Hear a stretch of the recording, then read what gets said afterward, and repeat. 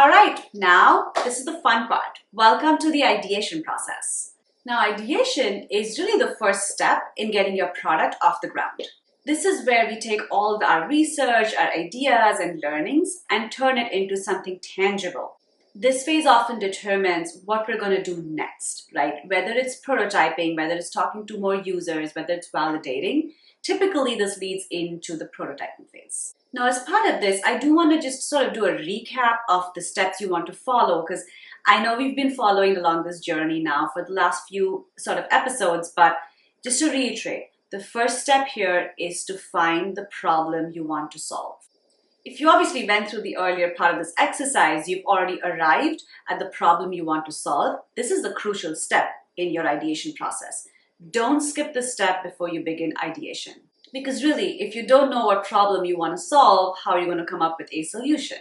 I always say this, don't try to solve a problem that you are not passionate about.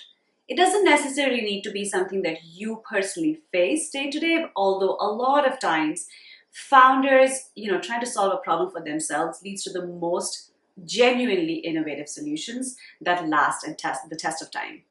Now, step 2 is brainstorming solutions. So once you've identified and crisply written out what the problem is, start brainstorming different possible solutions. And there are different frameworks for this. There's ideas around how might I do X, Y, Z, and see what kind of solutions you come up with in filling that sentence. The important thing here is to really focus on the variety of ideas than getting stuck on one. The whole objective of this exercise is you are still refining.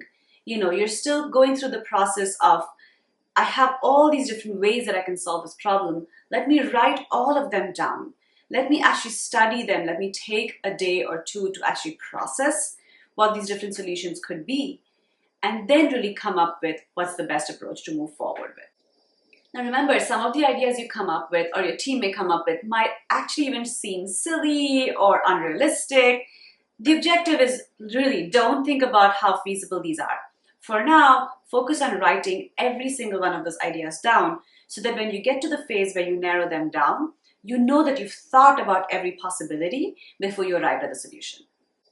Another key part of this is really don't think about ideas that are just revolutionary or game-changing. It's not the point here. The idea is, how do you solve a problem? You identify the problem, just think about the ways to solve the problem. Don't think about this being your game-changing, revolutionizing idea.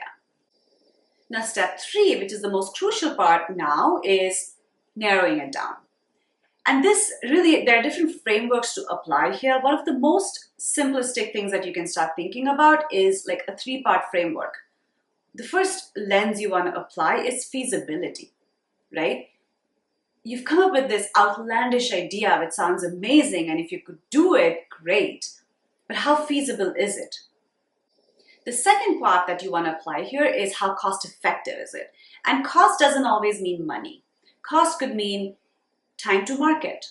Cost could mean, do you have the expertise in-house? And if you don't, do you need to hire someone, right? Cost could mean a lot of different things. So think about it as, what do you have to give up in order to get this product out into the market?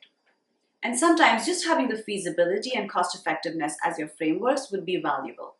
And the third part of this is expertise. Now, I briefly covered that as part of your cost effectiveness, but part of the challenge a startup founder often faces is, I may have the most amazing idea, but execution is my challenge. And most startups in the world fail because of lack of execution. It's not because those ideas weren't great or the founders weren't great themselves. It's really how effective are you in taking that idea and taking it to market. So these 3 together will help you determine which solution you can go to market with and how fast you can validate that that's a good solution to try.